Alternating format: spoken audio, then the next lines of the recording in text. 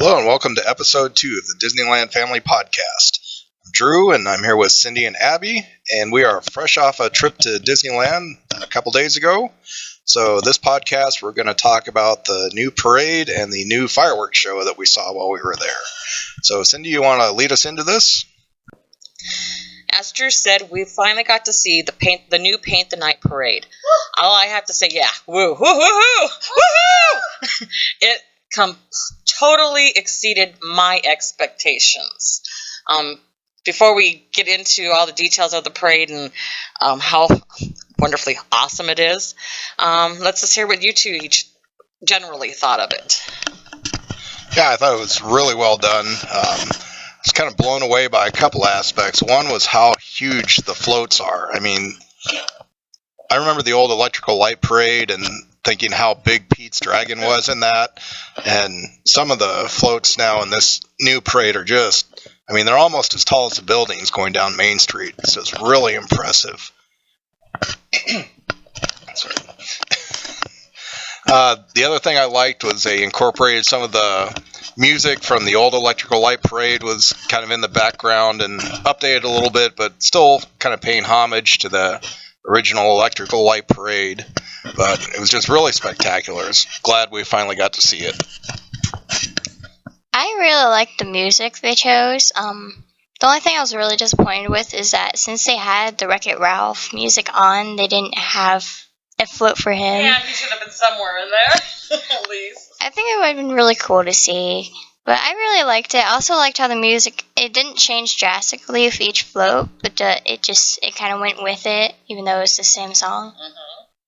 Yeah, in fact, you felt like you were listening to the same song. Like I said, it's just kind of varied from float to float, but you didn't feel like it was drastic changes and mood changes. Yeah, the floats were absolutely amazing. Huge, bright. They take your breath away. I've never seen a crowd so excited for a parade either. What happened? I've also never seen a crowd so excited for a trash lady. Yeah, we did lots of cheering for the trash people who were picking up or coming by and collecting our trash. It was fun. Yeah, there was excitement all the whole before and after. But during the parade alone, I mean, everybody was cheering and screaming and laughing, and yes, there's some tears. I thought I was over my case of frozen fever, and I guess I was wrong because the moment I saw their float, I started crying. So I guess frozen fever is one of those things that once you have it, you always have it. It's a really bad disease. It is. It's a horrible disease. It just never goes away. You know, there's worse than that. Yeah, I know. But out of the floats, what was your favorite? I mean, obviously Frozen really got me. I thought it was absolutely beautiful. But I have to say my favorite float, I'm going to say it was Mac from Cars. He was just so mammoth and just beautiful. I mean, he looked, I felt like I was in the movie with them. It was great. Yeah, I really liked Mac as well, especially coming from a transportation background. That was really cool to see that one. And then also the race car coming out the back of the truck was also really cool. They, made the lights look like flames were shooting from his tailpipes, and it was really neat. So, yeah, Mac was high on the list. What about you, Abby? I really liked Mac, and he's one of my favorites. I also really liked the Belle one, because that was really impressive how they got someone to be all the way up into that thing, and yeah. Yeah, Belle stands very tall. Her dress is extremely long. She stands way up high, and she's got this beautiful glittering rose behind her.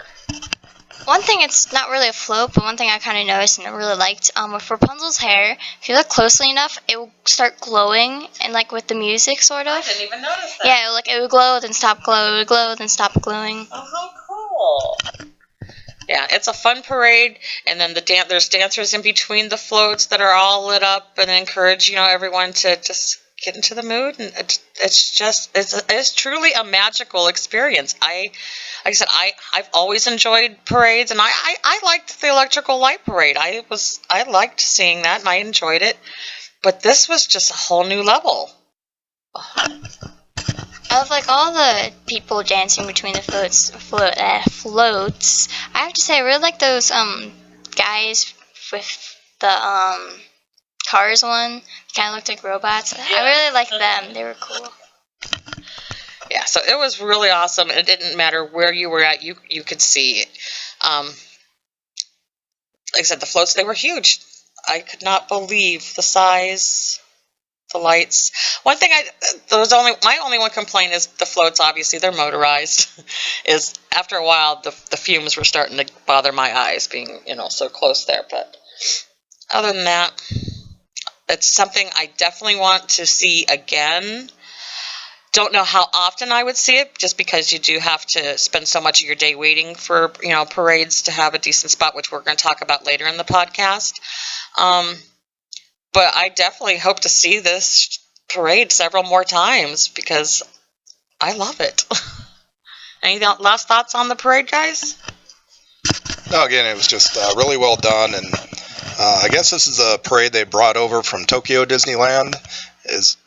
Yeah, and so you can kind of Hong Kong. Sorry, Hong Kong. Okay, and you definitely get that feeling of there's kind of a Japanese or Oriental feel to it with all the technical light displays and stuff. It gives you a little bit of that feeling of maybe Tokyo Disney or Hong Kong, or just really high tech is the way I would put it. Really well done. Any last thoughts from you, Abby? I did not know it was from that. Yeah. That kind of makes some more sense.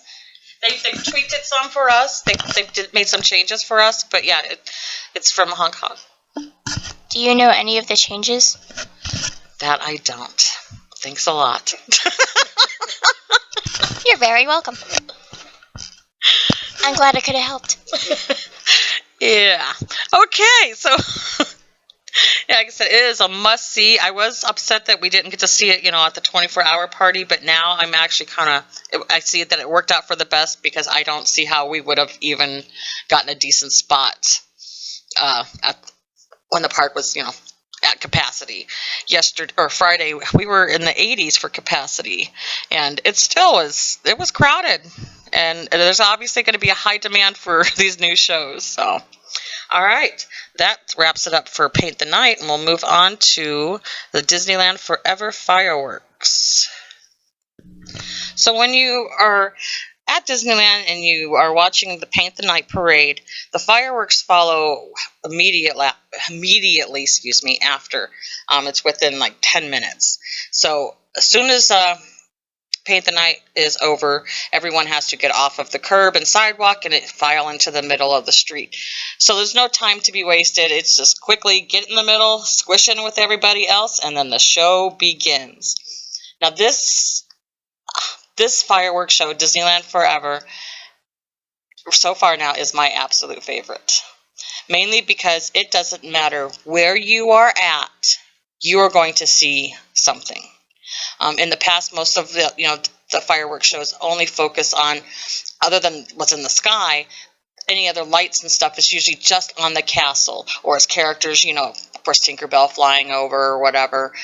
But there's rarely things that drew your eyes anywhere else. There was that one, which I wish I could remember the name of the fireworks show, where they did the stuff off that circular part on Main Street with the remember the fire shooting up. Anniversary, right? I think it was around the 50th. Yeah, where they had the fire shooting out, and it did some other things, that drew it back some. But still, if you were all the way back on Main Street, back towards the train, there was nothing for you. Not with this show. With this show, everybody sees something. One of the things we noticed when we were waiting for Paint the Night was we saw different windows in the upper stories of the Main Street buildings being opened.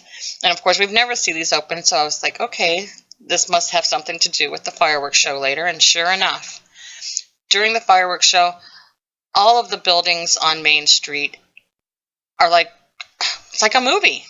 They're showing it's just different. It's not even that it's clips from movies. It's your favorite characters, and they're just done in these great scenes that go with the music and with the fireworks.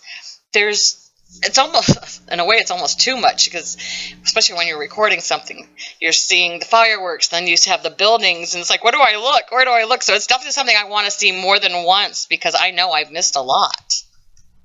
Yeah, that was the thing that kind of blew me away. Was normally when you want to see the fireworks, you get up in that circle there, kind of around Walt's statue, and that's the best place to see it. This way, it's almost better to be back on Main Street in the middle of the buildings, because there's so much going on there. Now, I do understand that there are projections on the castle that kind of match what you see on Main Street, so you do get that effect, but I don't know about, like, the snow. You know, they actually have the snow coming down for the Frozen part. Again, more Frozen stuff. If you go to Disneyland, don't worry. If you're a Frozen fan, you will get your fix of Frozen, because it's still heavily incorporated into all they're doing right now. But yeah, they actually had snow machines at one point pumping snow over the crowd, and it was really special. And then also they have inflatables on top of the building for, like, the Little Mermaid section of the fireworks show. Tentacles. Yeah, tentacles, so it actually looks like you're under the sea almost. Just really, they went all out. And then, yeah, like Cindy was saying, there are projections on each of the buildings that match, like Mary Poppins. They have the chimney sweeps dancing on the rooftops, and Winnie the Pooh, Jungle Book characters. And then the really freaky part for me was at the end. They project the building you're looking at. They put a projection of that building on the building, but then have it twisting and shaking, and you know, it's a really neat effect, but it's a little bit, you know, it messes with your mind a little bit. And then at the end, all the bricks on the buildings kind of float away. If you've ever seen, like, The Wall, Pink Floyd's The Wall, that's what it reminded me of, with all the bricks going away. I'm like, oh, so a flashback to the 80s. It was really cool. Abby, what did you think? I really enjoyed it. I wish I could have seen more of the castle, so I could see, like, some of the cool things, like that guy from Nemo who's, like, telling Nemo to go, to swim. And I really like that during the Nemo part, you see Nemo up there, like, going through, like, the Tinkerbell part. That was really cool. This has nothing to do with the fireworks, but with the parade, I kind of forgot. One thing I did wish they added was Big Hero 6. I think that could have fit in really well, especially if it was from Hong Kong.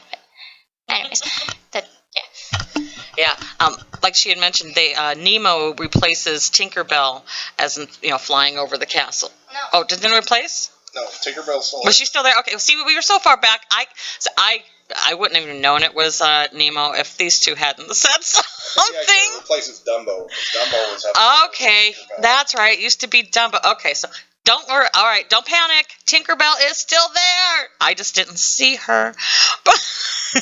But Nemo replaced Dumbo. All right, I got it now. See, but this is a reason why it's not just a one-time see thing. This is where you kind of want to plan different times where maybe you can see it from different areas, because I would like to see it closer up, just because, like I said, I couldn't really tell that was Nemo from where we were at.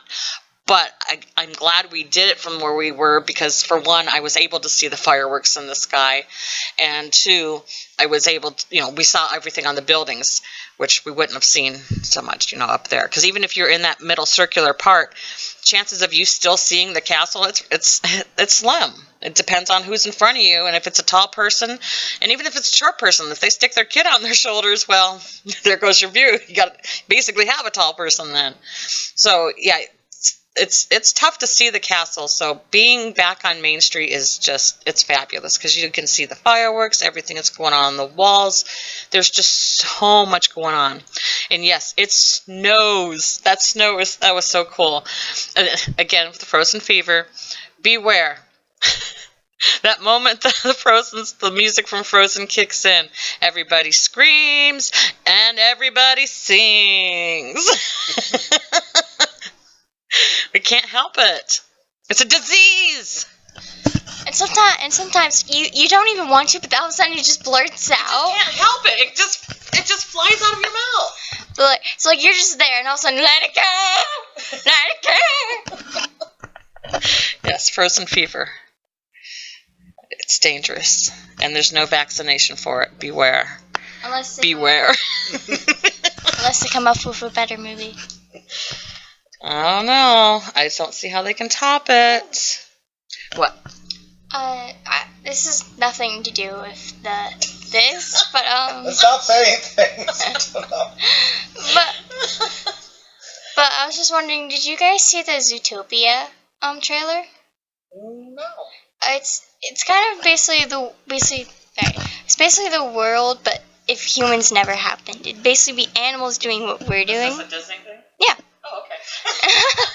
Yeah, it's Disney, but so it looks really cute. So like, they do basically what we all do. They have technology, they have outfits, and they even don't get along with their like natural enemies. It just looks really cute. I like it. Oh, I'll have to look into that. Hey, this has nothing to do with what we're talking about. Did you know it's only 6 weeks till the Broncos training camp starts?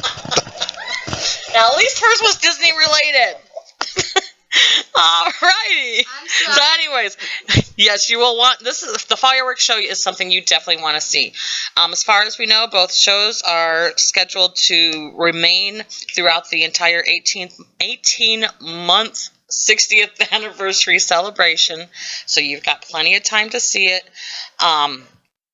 If you are planning a trip, I suggest you plan a 4 or 5 day trip, because seeing these shows are going to take a huge chunk of your time. And in a moment here, we are going to talk about that. Okay, so we have some tips about viewing the Paint the Night Parade and the Disneyland Forever fireworks, and this also goes for the Sensational Parade in the afternoons. Like I said, it takes a big chunk out of your day, especially if you want to find a spot that you're going to be able to see or hope to see from. We were in the park all day on Friday. Abby and I got there. Well, we were there at opening at 8 o'clock. But I thought it would be safe to go scout out a spot, sometime after the Sensational Parade. My goal was to do it immediately after, but my my wait time for Haunted Mansion kind of interfered, and I decided to go on Haunted Mansion. So it pushed me a little farther back to the time that I really wanted to get over there. But as it was, it was between 5:30 and 6 when we arrived on Main Street. And at that point, all of the curbside seating was already taken. It appears to me anybody who watched the Sensational was smart enough just to stay put, knowing that they would not see their space again. So there was no sitting right on the edge. And that's one thing. For parades, if you are lucky enough to be on the curb, you get to remain seated throughout the show. If you are the people right behind them, second, third, or fourth, you will, about an hour prior to the show, they have you stand up, and then you will remain standing throughout the show. But prior to that, you are able to sit and wait. But that's just it. It takes a lot of waiting, because people do camp out for their spots early. And so we arrived there before 6, and there were no curbside, so we knew we'd have to be second. And it took us a while to find an area where we'd be able to fit the wheelchair and everything. So finally found a family, asked if we could be behind them, and that worked out great. Do beware, people will, as they ask people to stand and others are trying to fill in, you might lose your family. Stay close, because they are going to squish in any open space. So if you have an arm's length space between you and your family and you're not paying attention, you might turn around and grab a stranger instead of your spouse. Yeah, I sort of equate this to driving on the California freeways. Anyone who's been out here and experienced this knows if you leave 6 inches between you and the car in front of you, someone's going to try to squeeze in there, even though they know they can't fit. This is the same with the crowds at the parades. You'll stay there for 3 or 4 hours reserving your spot, and then someone will try to cram in there with 10 minutes to go. So really get to know your neighbors well, and then when the time comes to stand up, snuggle up to them nice and tight. So make that human shield and protect the spot that you guys earned by sitting there.